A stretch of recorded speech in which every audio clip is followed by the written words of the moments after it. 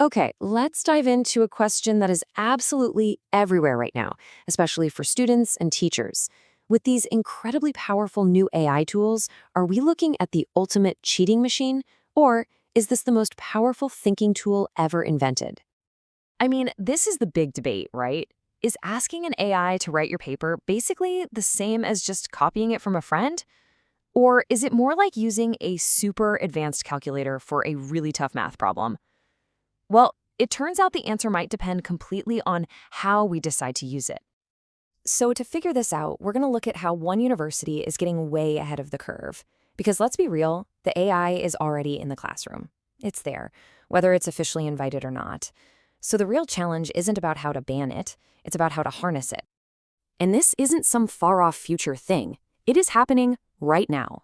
Students are turning to tools like ChatGPT and Copilot for, well, pretty much everything, from brainstorming ideas to writing entire first drafts. The problem is, a lot of them are using these tools without any real purpose or a critical eye. It's just a magic answer box. And this is exactly the problem that the IA-EDUCA initiative from the University of Valparaíso in Chile is trying to solve. They've built this entire program to guide both students and teachers on how to bring AI into the picture not just effectively, but also ethically and critically. Now, here's what's so cool about this program. Its whole philosophy is about moving from an automatic use of AI to an aware one. See, the goal isn't just to get the right answer from the machine. It's to actually understand the whole process of how you got there in the first place. And this slide just breaks down that difference perfectly. On one side, you've got automatic use. This is where AI is just a substitute for thinking. You're just looking for quick answers. It's totally passive.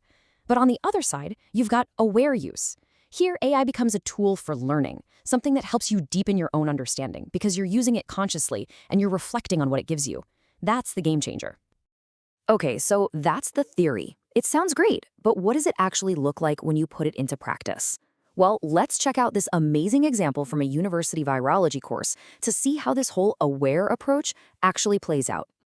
So in this class, students found out pretty quickly how this works. When they started out with really vague, kind of poorly defined objectives for their reports, the AI gave them, well, pretty poor results. Garbage in, garbage out. But then they were taught how to refine their goals, how to write much more precise prompts. They had to really think about what they were trying to do. And the second they did that, the quality of the AI's output just shot way up. And this right here, this is the key. The AI isn't the magic, the student is. The AI is just an amplifier. The better and clearer the student's thinking is before they even go near the AI, their ability to pull information together and ask a logical question, the better the result is going to be. The machine just reflects the quality of your own thinking back at you. So, how does the IA-EDUCA initiative take this idea and make it work for everyone, not just one class? Well, they've built this super practical toolkit for educators, a whole set of resources that any teacher can adapt for any subject.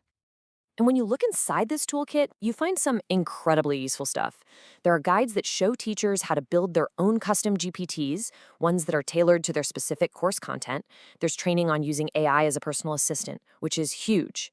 And critically, there are guides for crafting those really effective prompts. That's the engine, right? The kit even includes tools to help students check the AI's information against good sources, and it gives teachers clear rubrics to grade the work fairly. But the real power of this whole thing is how flexible it is. This isn't some rigid, one-size-fits-all plan. It's a foundational model that any instructor, doesn't matter if they teach virology, English literature, or engineering, can take, adapt to their own course, and then actually see the impact it has on their students. All right, let's just zoom out for a second and look at the really big idea here. What's the ultimate goal of bringing AI into the classroom in this thoughtful way? And this is the really profound insight at the heart of the whole program. This isn't about technology coming in and replacing teachers, not at all.